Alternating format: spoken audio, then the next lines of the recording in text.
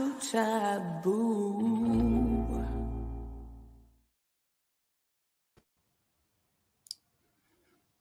Hi, everyone. So revenue hacks here. My name is Anna, and we're talking about mental health and hospitality and travel today. We're probably going to start with introduction. So happy to see everyone. So shall we start with, I'll start with myself. So my name is Anna Serba. I am operations manager at Salcombe Harbour Hotel in Salcombe. So looking forward to today's discussion. Very exciting. So, Mr. T? Mr. T is me, yeah. So yeah, nice to see you. My name is Thibaut. I'm the founder and managing director of Qatar Consulting. We do outsource revenue management for hotels across Europe. I'm saying this every week, but I'm still very excited of this topic this week. That was, for a long time, I was talking about this subject, which keeps going back weeks after weeks, and it's very important. So I'm actually very looking forward myself as an individual to look into mental health. So yeah, happy to see you guys on the screen. Perfect. And then I'll probably go Eric. Hello. Okay, former dancer, stage performer, turned hospitalist, working with Shangri-La and Louis Vuitton around the world. And now I am here focusing on human connection, giving speeches, coaching to encourage you to use that amazingness of yours in a mindful way. So we not just go after it like a, rabbit in a wheel. Perfect. Thank you. Rowena? Hi, everybody. Good afternoon. Good morning from Zaragoza in the north of Spain. This is not a Spanish accent. This is an Irish accent. I'm originally from the west of Ireland. Wonderful to be here today. I'm a lecturer and a specialist in remote work and remote work skills. And one of my passion areas is mental health awareness and education, which ties in very much with remote work, believe it or not, because when we work individually or virtually distributed, we really need to take care of all of our well-being, including our mental health. So delighted to be here today. Perfect. And Dee? Hello, everyone. I am Dee Borras, life coach, mental health coach, and I'm also a professor in events and hospitality management. I'm also consulting globally as it relates to mental health in the sector because I think it's so very much needed. Bit of a back history. I've worked in the industry right up to assistant general manager myself. So I'm very, very much passionate about the industry. So welcome. Thank you. Perfect. So, as mentioned, we're talking about mental health in hospitality and travel. So, guys, what do we think it's so important to talk about that today? And why is stress so common in hospitality? So, who wants to jump on that one? Dee? I could actually. My mic was unmuted. I think it's quite important that both employees and employers on this level playing field as it relates to mental health and mental well-being.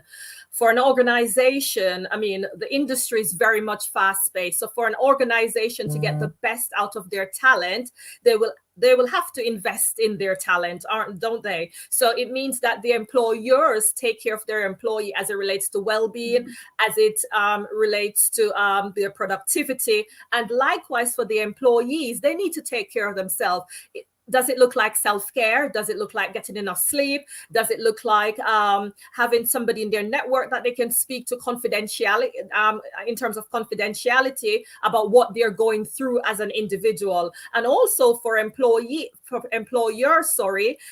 they always have it, we're investors in people, but remember to leave your problem at the door. No, they actually need to support them as it relates to their personal problem as well. And of course, it's a fast-paced industry and it's a service industry. We're servicing our guests, and likewise we have to service our internal guests, which is our employees. So I think it's very, very much important. I think I know this answer. I'm going to ask this question, but I think I know the answer. Did you notice an increase of request or demand for mental health support in the last few years, few months, coming from the industry? And what are the common pattern that you see from those guys? it's an open question, so you can jump on discussion. I'll jump in here, maybe not specifically on hospitality, but I think it's interesting to compare to the established remote work world where I come from. And when March 2020 happened, actually what happened for myself and many other of my peers is massive mental health stress, because mental health is really stressed when you're forced working from home.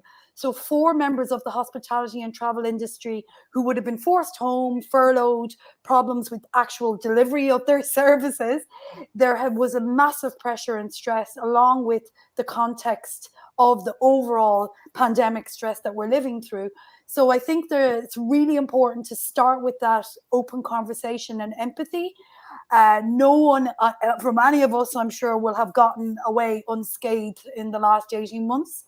It has been a pandemic that has affected everyone individually, perhaps for service workers even more so, because they couldn't actually do their jobs, many of them. So the first thing I would like to say is that my heart goes out. In Ireland, we say, very clearly, my heart goes out virtually to everyone. I actually have a mandala on the back here that I drew with my daughter to illustrate that, because in the context of what we've come through and what Mental Health First Aid says, break the stigma. And I think that's one of the things that's really important. I got very near burnout a few times. I got very near anxiety a few times. And that's the kind of conversations we need to be having, these open conversations, given the recent pandemic. Anything to add, Eric? Yeah. I'm just nodding to agree.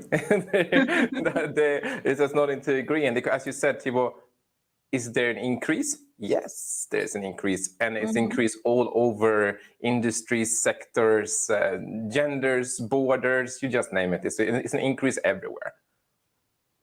Yes, I agree. I think it's an increase, obviously, because of the pandemic and because so many people went through personal challenges, as well as people started to talk about this.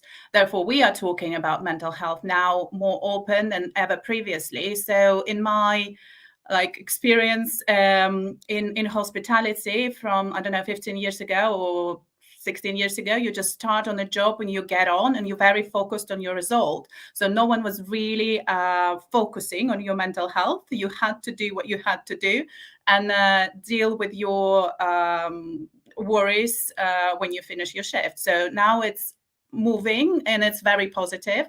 So that's amazing that we talk about this now. And yes, there is an increase, but we will know how to deal with that hopefully very soon.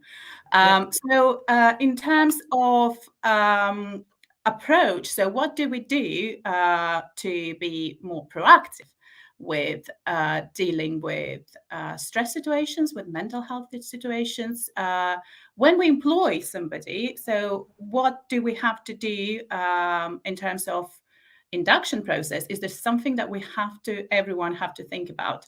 So what your thoughts on that? I don't know. Yeah. I'll chime in for this one. Okay, so just as you have somebody recruited, right, in hospitality, and we have 3 months probationary, I think it's also important for you to say, a part of our training, a part of our investors in people, we're going to have a mental health charter, for example, just like how we have first aiders. We then need to have advocates within the industry or the hotel, the restaurant, as the case might be, to say these are the persons that you go to. And also when we have sessions, we could say, okay, every Friday, and you have employees looking for that, so they know it's mandatory, and their employers are actually really, really keen about their well-being. So every Friday or every 2 Fridays, just like how we have the fire drill, then we know for 15-20 minutes we have that, whether it's departmental or it's across the board for the entire organization, but we know that this is the platform where that we can come and just be ourselves without judgment. So it's also bridging that gap between awareness and doing some work about it, because I think it's so very important, especially for our industry. And did you? I would add to that I actually, it's chicken and egg. Okay, so it's like I would add to that if your leadership hasn't got that openness as well, and ideally, if one of the leaders or maybe more than one if they're being very honest, can talk about any mental health challenges to build that awareness, you're actually then from the top down, bottom up, beginning the open conversation. So totally agree with what Dee is saying, all of that. But where are you in terms of representing in your leadership that acknowledgement of mental health challenges? Just the same way someone would say, I broke my arm once, I had to go to the physio, I had a cast. So, we should be hearing people talking about anxiety or these different mental health issues as well, because again, if we're all being honest, it's very, very common. It's true that people have some stigma on talking about, I'm a bit anxious, I'm a bit, I'm not feeling well mentally, because as soon as you say this, and you're crazy. No, it's not. It should be accepted that it's actually normal to feel this kind of pressure and to be aware of those kind of thing. That's very good point, Thibault. But isn't it interesting that as service professionals, if I go into a hotel and meet the wonderful professionals in the industry, if I said I'm feeling a bit confused, or you would actually probably know how to help and support me. So I find that slightly ironic or paradoxical that within themselves that there can't be that honesty amongst staff and amongst leaders to staff. So I wonder if you reframe it like that as professionals. Could you help? You can help your clients, your customers. They're so important. But what about that internal customer? What about each other on the team? So that would be my observation on that. No, I think it makes sense. Plus, for me, I have a 1% open door policy. So people can reach out to me at any point, any time about anything. So I think like having this kind of open door and letting people know that you are here for them if they want to talk about anything, even if it's just a quick catch up. And then I do some regular check-in, just checking like, how are you? Or how do you feel about this guy leaving? What do you about this one? How do you feel about the workload? Having some regular check-in, I believe, could help. At first, people feel it's a bit weird, but at the end, I feel that it's actually quite helpful. Because I said like, okay, who are you? That's weird that this guy is asking me who I am, because people don't ask me who I am. It's just like you go on with the thing, did you finish the report and so on, but they don't ask me who I am. So just asking like just a good morning, good evening, who are you, how do you feel? I think that's actually quite important. Those kind of small gesture, but can make a big difference on the life of your employee and employers. Can I just add, one of the companies that I consult with, so you know how you have the feedback form, guest feedback form. So we had an action plan I created for them to have a mental health feedback form. So it could be like today, I'm not feeling my best. So they actually fill something in, leave it in that box, and HR would check that ever so often. And they can have an incognito name, or they've actually put their name down to say, can I come in and talk to you for 5 minutes? What we found out a month later, that you had more employees actually filling that form out, because initially it's a segue into I need help, putting my hands up for help. So I think, we have to be committed as employers to support our employees or internal clients, as the case might be. No, absolutely, I agree with you, Dee. And from experience, especially the frontline stuff, how many times a day we deal with people, how many times a day we see somebody who didn't have a good year last year, who didn't have a last 2 years amazing. So they arrive and they want a great service, and sometimes they can be not very nice people. They can verbally abuse you sometimes, and then you have to smile. So how that employee feels is extremely important, and they need to talk about that, because yes, we have to make sure that we provide the best service possible to the guest. At the same time, the only happy person can provide a good service. So if your employee is not happy, or they've been in a bad situation 5 minutes ago, they need support to go out again and serve the next guest, because it's not their fault, but it's somebody else who made their day not that great. Or, one word can change the world for somebody. So that's extremely important that we talk about that. Anything to add, Eric, on this topic?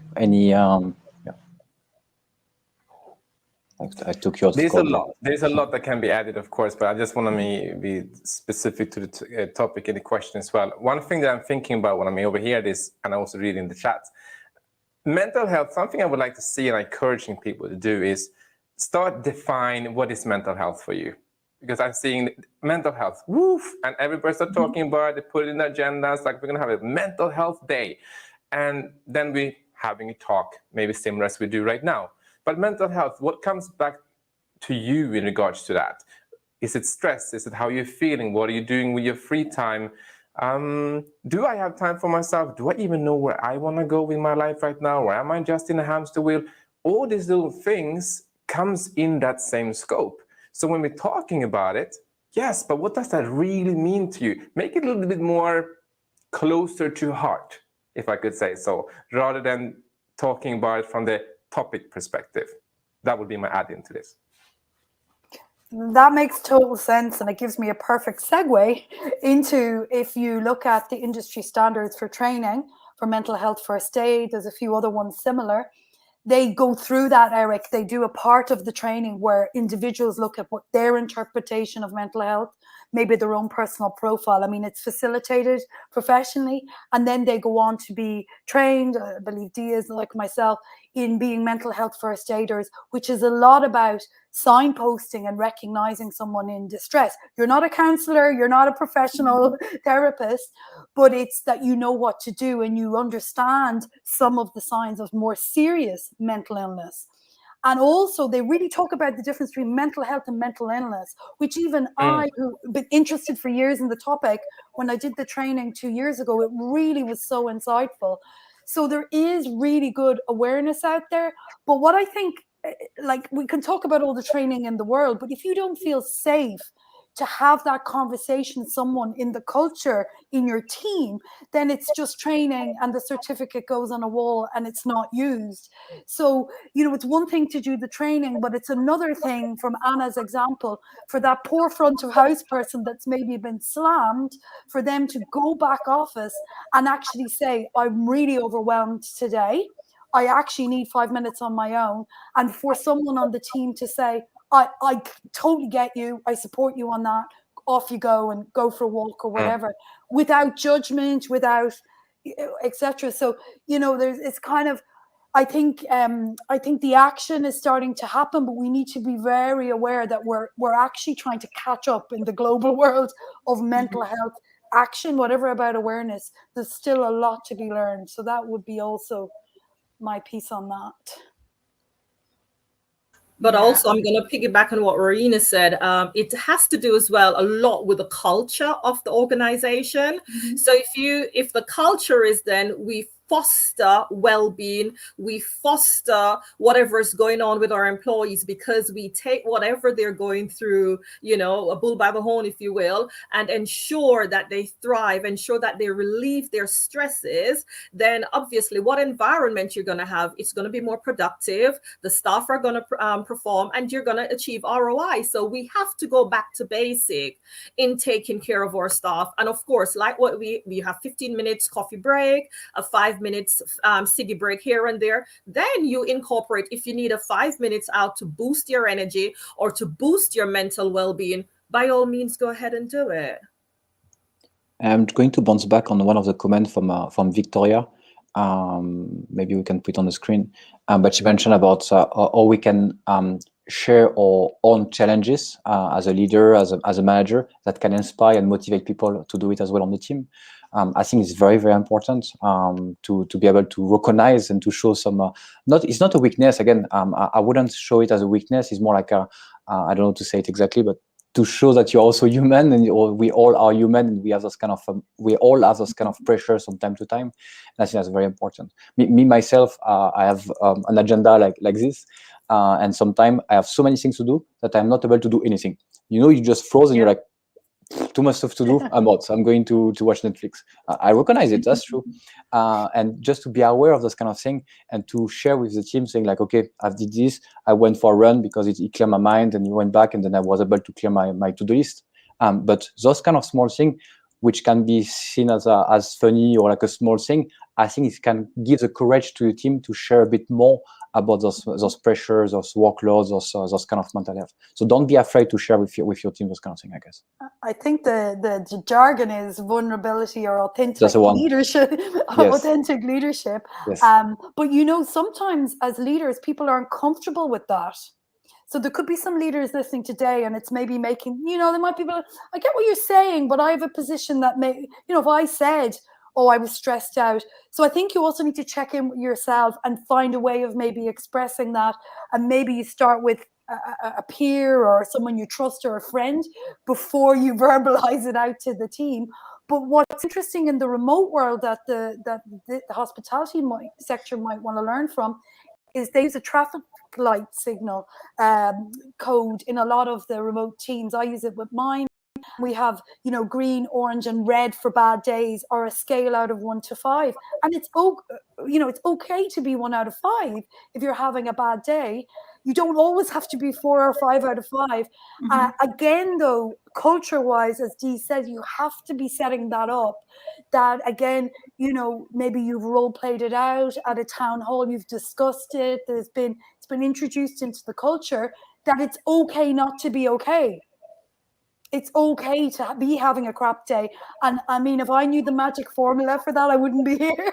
You know, I'd be off on a desert island. But it is really it's really the key that in supporting that open discussion. And you can use scales, you can use other ideas there. But I just wonder if it's something that the leaders have to be really comfortable with themselves before they go out to their teams. I'm going to jump on that as well, Rowena. So I don't know if you guys are familiar with the Wheel of Life. So what I've created in one of the companies that I support, it's the Wheel of Emotional Well-being. So it has the physical, emotional, mental, social, anxiety, stress. So on a scale of 1 to 10. So just like the Wheel of Life, and then they'll grade themselves. And those sheets are available to them daily. So if today I'm saying I need 30 minutes out, then the first point of contact, they could fill that in and just show it to their superior and said, you know what, this is how I'm feeling now. And so it's an internal language, if you will. So they understand, cover the reception or cover wherever needs covering. And they said, that's okay, you can go. So it's just implementing what works for your organization. And again, it goes back to the culture of the organization and where, you know, you have to support your employees. Okay, that's from like employee, from leadership perspective, but how would you, or what would you recommend to do? And I think I will use one of the questions from Rajesh, and he's saying where and how to find happiness at work, especially with extra work due to less staff and salary cuts or salaries based on revenue. So what would you do in that case? So you are already stressed leader who's trying to juggle all of this. You try to get your, I don't know, wage forecast right and revenue right and your, I don't know, guest feedbacks and stuff. And then you're short-staffed already. And then somebody comes to you and like, oh, I need 30 minutes out. And it's the middle of check-in or check-out. And you don't really know what to do yourself. So what would you say? What would you recommend? Okay, go ahead. Now, this is, Rowena already touched on this, and I was about to jump in earlier. Like, first, mental health comes back to like, okay, let's talk about it from, this is in its own, my own responsibility. It's not my employers, it's not my leaders, it's like, it's me as a human being, it's my responsibility. And for the first part, to be in that responsibility is start actually investing, spending time in understanding myself, right? I can't go to work and just expect my manager to create a inclusive and nurturing company culture so that I feel that I'm being taken care of. You're walking in with expectations, and that manager is also a human being who's sitting there, right? And he's also having all this stuff going on. So when it comes to this, I would say in these moments when the more stressed, the more overwhelmed, the more challenges we see, the more important it is that we create moments for ourselves to go for a walk, meditate, do that little thing that you actually enjoy. So you start in creating and bringing in the joy in your life, and you started maybe practicing appreciation, gratitude, things that helps you to actually manage yourself, your own emotions and so forth. And with that then, yes, acceptance. Right now, times are tough, perhaps, if you have lower staff, salary cuts and all that stuff. But it's all about, which comes to my second point, mental health. Where do we want to go? As a company, as a leader, as me, myself, and I, yeah, we can talk about mental health, but what's my vision? Where is it I want to go? Without that, I can sit here and ask myself all these questions. Oh, how am I feeling today? A little bit overwhelmed. Okay, cool. So what should I do about it? I meditate. Cool. For what? Without that vision, without that purpose that can drive us also to see that this is a tough time, so I will apply these different techniques, but I have a vision in mind. I will feel joyful and happy tomorrow. The one question that I ask so many when I start working them is, what do you want to experience more of? What do you want to feel more of? And so many times I'm met by silence. Mm-hmm. Great point. I'll just add to that. So from a personal development point of view, happiness, purpose, fulfillment, it's an inside job, right? So no matter all the facilities and all the perks of a company, and they give it out to you on a silver platter, if you don't have that fulfillment, it's going to defeat the whole purpose. So to answer Rajit's question, happiness comes from within. Working in the industry, you're going to have 5 different personalities because you have to, align yourself with what the guest comes with. They might be sad, and you have to change around, how you approach the guest, and you have to utilize another emotion here or there. But it's an inside job. And also, what's important when you have a busy day, it's teamwork. Teamwork is essential.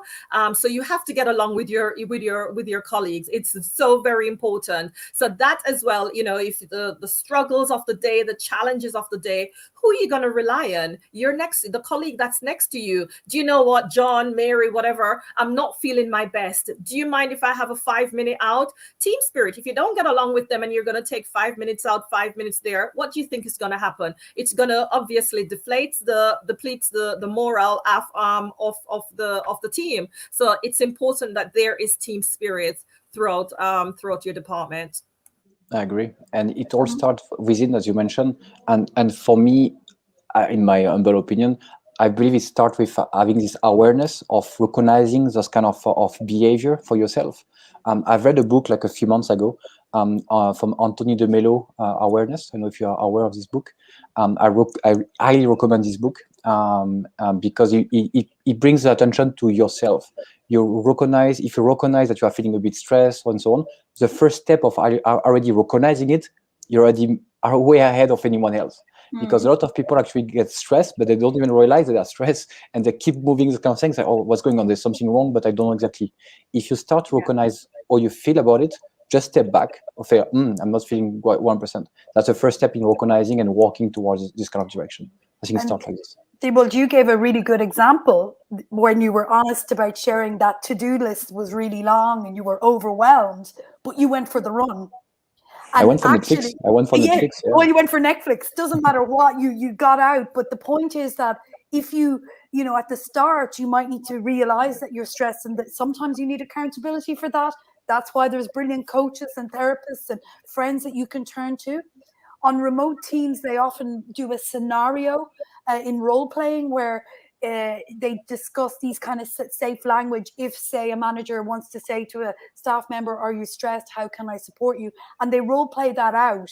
How would I notice? What would I see, in your behavior and online? And again, this is all virtual. This is without seeing people face to face. So it's very subtle signs. But what happens next is the question, how can I help you with that? How would I know? And how can I support you? So again, going through that and realizing, as you said, it almost comes automatic, but we need that self-awareness. And I wonder, because I see the glass half full, I wonder, because of the shakeup of the pandemic and because of some of the comments coming in, are people reassessing overall values? Are they reassessing what makes them happy? Are they asking questions like 4-day work week? We see it there. Andrew had a brilliant comment there about, I've had very good conversations with my team. It's been really good for dealing with issues, but I want to learn more without becoming a therapist. And I applaud you on that, Andrew, because that's where your line should be, definitely. But I really think the pandemic has shaken that up. And I think it's an opportunity, as both Dee and Eric have said, to revisit what makes you happy. What do you work for, guys? You might enjoy the odd wonderful client, but I work to spend time with my family. I work to go for walks in the park. I work to travel. I work because I enjoy it too, but I don't work to live, so that, anyways, yeah. So it starts from the inside. And I think, I do think there is a building awareness, isn't there, about what makes us happy as individuals. Yeah. Absolutely. Absolutely. And I really like the tip from Eric about meditation. So for me, meditation, I go for a run. So I just made it as a habit. Helps. But Eric, do you have any other tips in terms of like what else you can do? Yeah, You sure. don't meditate. I could write a book about this, but okay. No, I saw something here. Okay, so first thing that I saw was from Andrew. Andrew was the one. So I asked in a session once, and I would like to ask the audience here too, and just be honest in the comments, all right? When was the last time you took a course that lasted for more than, say, 2 to 3 days that had to do with you? Like anything that has to do with emotions, with relationships, with personal growth topics, mind and brain, anything, right? When was the last time you actually took a course? You didn't just listen to a podcast episode while you were doing the food, or you weren't just watching YouTube in between breaks, right? And I asked that before because the answer that came back, I asked over the last year, and the most common answer was 1. And with that answer, it says, okay, but if you have taken a course in understanding yourself or the essence of being, and you have taken 1 course of the last year, then it shouldn't be a surprise that you might not know or be aware of yourself, the signals that tells you when you're going on the right or wrong direction, right?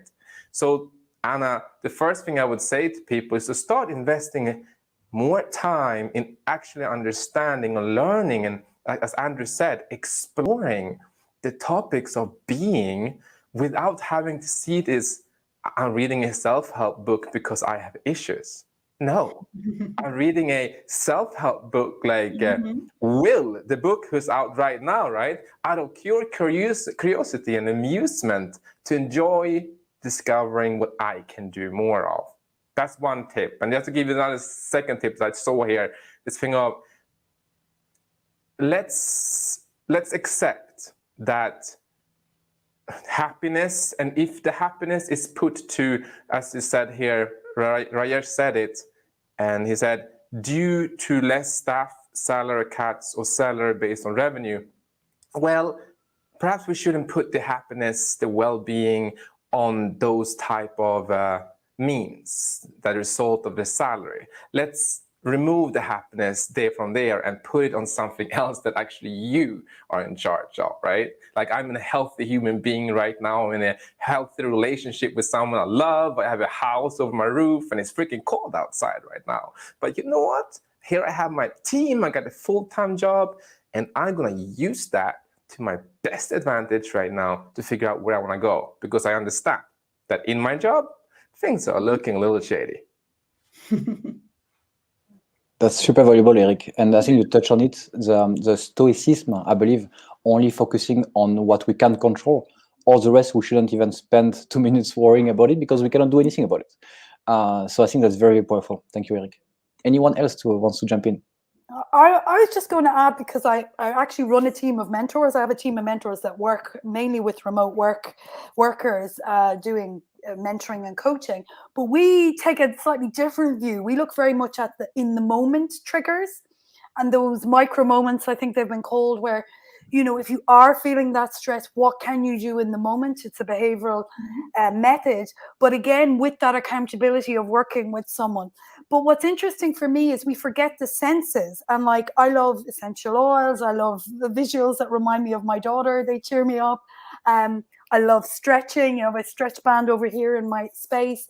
So sometimes those little things we do for 1 minute all add up in the day, as well as the meditation for half an hour. So the only thing I would add is to look at those smaller things that you can do throughout the day. The walk to work, taking your coffee break or your cup of tea away, you know, go out, go to the staff room, you know, or go outside, get some air. These are the simple things. And certainly in my sector, those little things add up every day, and they can really, really help to build that overall well-being. 2 minutes, 3 minutes, it all adds up if you're doing it a few times a day. So that would be my addition to what Eric has said in terms of advice. I would love to know if there's any specific super questions coming in from the audience. I see that they are starting to be buzzing around a bit, but I would love to know if there's any specific, like, hey, what's your challenge, people? Well, the comment from Adele is amazing. I love it. She's saying that it's nothing better than a spa vacation. Most of them are pricey, priced only for the rich, but thanks heavens for hospitality industry, courtesy discount. Yes, one of the biggest perks you can use in hospitality. You can go to these vacations and just reach to your ex-colleague, friend, or somebody, just say, hey ho, can you get me a discount, or can you get me a special rate? I'm a bit too stressed now. Yeah. Love it. So if we go back to, let's say, initiatives, so for employers, what would you recommend as the absolute minimum that every employer or every manager have to do when they get a new member of the team in terms of making sure that we look after their mental health? Let's start with D.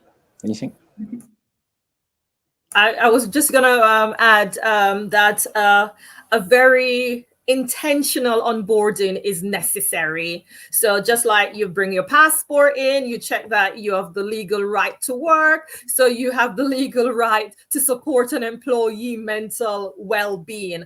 That can look from, you could implement a calming corner. We have implemented a mindfulness corner. It's just even the language that we use. So we eradicate negative talks and negative words. So when there's a problem, no, we use a challenge instead. So problem, we see red flag, we see red, we see we can't solve this. Also use mental health, because we want them to have this, have this kind of a field day with the word that it's okay. We're open to talk about mental health. Going back to the employee as well, and the leaders can support this, is that the self-talk that we're having about ourselves, right? And also do not, have an environment, these are for the leaders, where you criticize others in front of other employees. We want to create a thriving environment.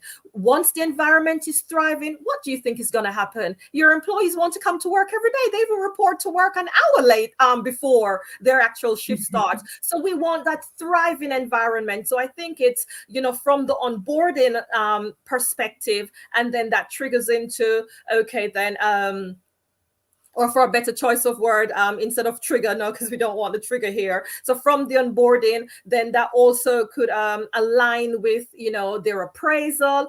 And for crying out loud, employees, leaders, when somebody's not performing very well, because a lot of people take this personal, when they get a black mark against their name or they're not doing very well, they take that very seriously. So we have to go a roundabout way in saying to an employee, instead of saying you're not doing well, the language again, there's room for improvement. You did well with this, you did well with that, and you tick the boxes, but we will work with you for the next 2 months so that we can enhance this particular area that you're not doing well in. So please, just the language is so important. And again, we have different emotions. We take things differently.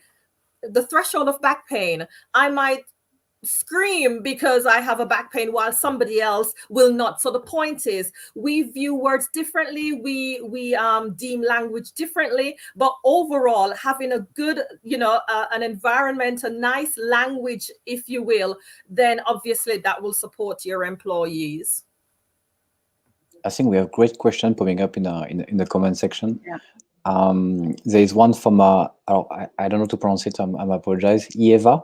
Eva, she shared tips on how to deal with it. Like she has a small post-it on a desk with the E plus R equal O, which is an event plus your response equal to the outcome. You cannot change the event, but you can change your response that will change the outcome. And I think that's very, very powerful as a reminder. And I will add as well on it something back on the tips. Mm-hmm. For me, I cut down on the news because I believe you focus on what you feel as you focus on. So meaning like if you only focus on bad news, you will feel bad. But if you only look at the gratitude, at the good news and everything, you will start to feel good. So we say like I will recommend you to have this kind of gratitude journal, or like looking or reminding yourself of what you are grateful for from time to time, and not only look at the bad news, because you have a lot of bad news on the media and so on. And then another one from Julie. Maybe Eric, you want to touch on this one? We already touched on this one, but yeah, maybe it was quite powerful. Yeah. Okay. First to the question that what is the minimum, and as Dee was talking about onboardings, I would just love to say to anybody who's sitting there on a managerial responsibility role in a company, prioritize to create time to show, like really have an onboarding. Because onboarding, I've seen it. We have an onboarding. Hey guys, welcome to the team. These are the HR procedures for this team, and this is this and this and this and this. This is what you're gonna do. Thank you so much. You're gonna do great. And I'm like, no, let's try to switch it on and actually stop talking so much and listen to the people, invite them in. What ideas did they have? Why did you want to come here? Where are they from? Let people feel part of a family, a community, right? From the beginning. And wow, you would see the difference in how people show up at that work. So that was just an answer on that. Julie's question is, boom. Yeah, if people don't want to, do you want to put it up there as well? If people perceive that mental health is doesn't belong in the workplace, the best tip here is, and also because most probably this happens because the word mental health comes with a negative connotation. So my biggest tip here out of experience is let's change the word. Apparently, that word has some type of trigger within the person or people within the company. So let's talk about, say, stress or working many hours. Are you sleeping well? What's the productivity levels in the within the employees? Teamwork. What's the spirit in the team? Let's talk about it just with another wording. Like I said in the beginning, let's define what that is. Because then people say, so, hey, what's the productivity level? How are we feeling today? Not so good. All right, let's talk about it. That's different when you come into say, okay, what's the mental health in this company? What's going on? What is our mental health like? And if you have people who have that negative connotation, relationship to that word, you probably heard about the power of words. And Dee, you mentioned it already before, that thing with the story and so forth. I would say as a recommendation, as a practical tip, try to change the story, the word that they're connecting it to, by defining what that really means. What is it that's going on? And you will probably be able to get people on board quite quick. Does that help, Julie? I'd like to add to that. Being a bit of a devil's advocate, I'm going to challenge you, Eric. So I agree with you. I agree with you on language, really, really important. But I also want to pick up on a lot of the conversation about breaking the stigma and changing and being brave in the new world. So I think, yes, change the language. But if you're going to really look at that language, also have the supports, the training there afterwards. That would be my strongest recommendation. It seems like you're asking a question sounds like it's from, I could be wrong, largish company perspective. So yes, change the language. Just make sure that if someone is suffering suicidal thoughts, guys, right, that you have a mental health first aider that can handle that there is awareness that stress is the light end. In where we're coming from in a pandemic, it's all the other stuff as well. It's all the other stuff. Being totally real, you said it was a real conversation. Mental health is a continuum. There's stress, there's anxiety, and then it goes along to all those other things that can develop as mental illness, right? And that's the difference between the two. But in my experience over the last 2 years, I really, really recommend that we don't shy away from also dealing with the real supports that are needed if a staff member is suffering on the rest of the continuum, if it's getting more serious. Thank you very much. I think we are running out of time now. If someone from the audience got questions, just drop your questions below in a comment box and we will come back to you. So just address your questions to people in the panel and we will make sure that we come back to you. But we're running out of time now. Thank you very much, everyone. It's great to have you. Thank you. Thank you, guys. Talk to you soon. Thank you. Bye. See you soon. Bye-bye. Bye. Bye. Bye.